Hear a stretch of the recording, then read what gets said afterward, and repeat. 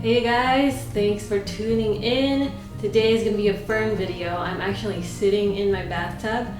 This is where most of my ferns live. I just wanted to show you guys the difference in the growth of these ferns that I have in my bathroom and what I do in order to keep them lush and happy so that you guys aren't afraid to keep ferns in your own home.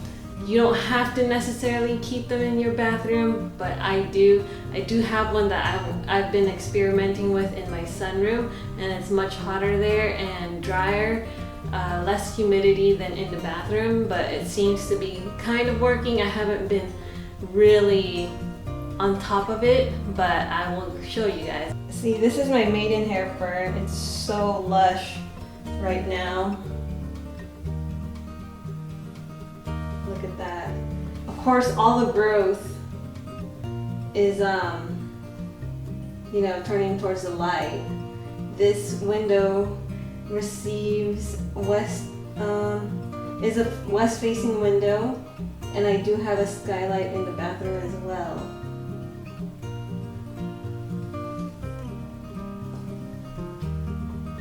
And here's the silver dollar fern.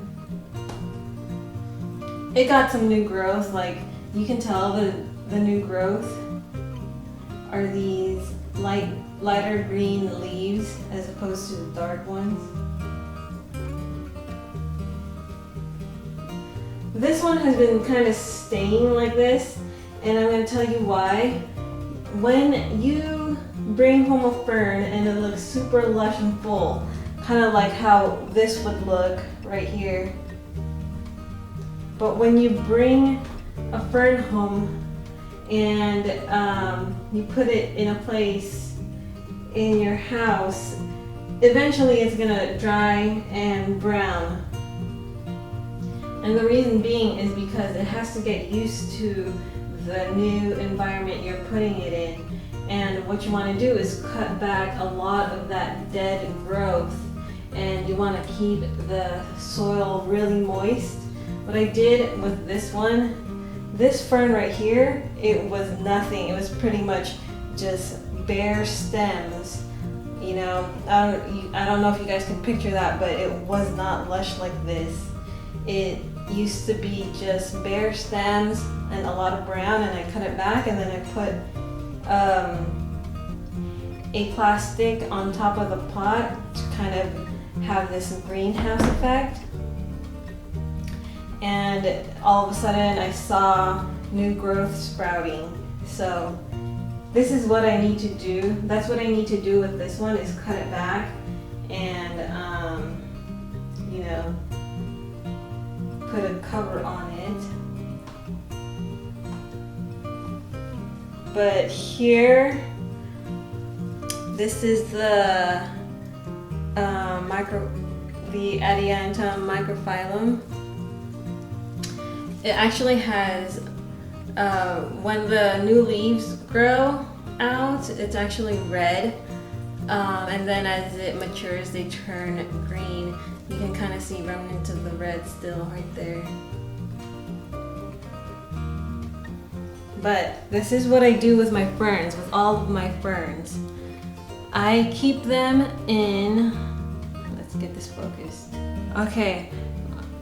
What I do with my ferns is I keep them in plastic pots. I know it's not the prettiest. I mean, you can get a cash pot, I guess. And then I have these plastic liners, and it's empty right now, but usually I fill the water up to here so that the ferns have constant water. And in the summer months I've noticed that they've been getting more thirsty, and I've been having to refill like a lot. So every 2 to 3 days I'm having to refill, and you can see some browning right there, which is okay. Those are old leaves. But see, this one, it already sucked up all the water and I just filled it up. This one still has some, and that one doesn't, so I definitely have to give it more water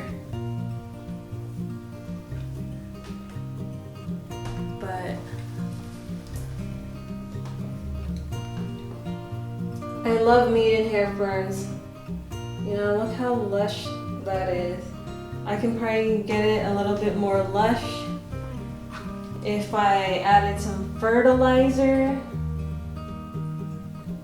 but I kind of get lazy, you know, since this is in the bathroom. I kind of just want to water and be done with it, since the water source is already right here. I don't have to bring the fertilizer, but maybe I should, because as you can see, this new growth right here, it's kind of small compared to this one. So it is pretty humid. It stays pretty humid in my bathroom. These are the heart ferns. That's new growth right there. And there's my white fusion. It kind of likes it here. Just a little extra that I keep in here are some of my begonias in a pebble tray and my variegated Miranda. So yeah, let's look at the one inside the sunroom. Okay, so it's kind of looking a little beat up. I do need to cut off that brown, but you can see the growth, those little green growth right there. These guys are very thirsty. I need to fill that up with water again.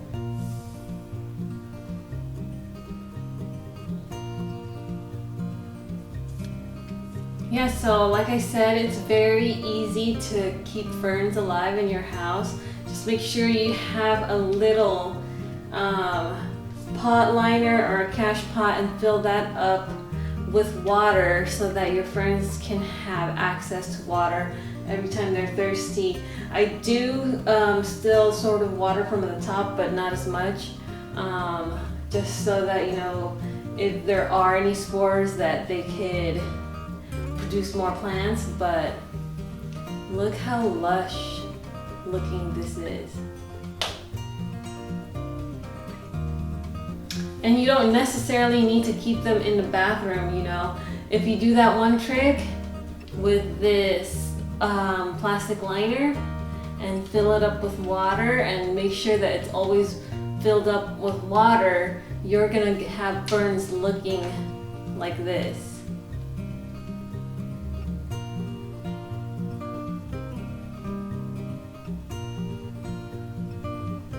Okay, any kind of fern.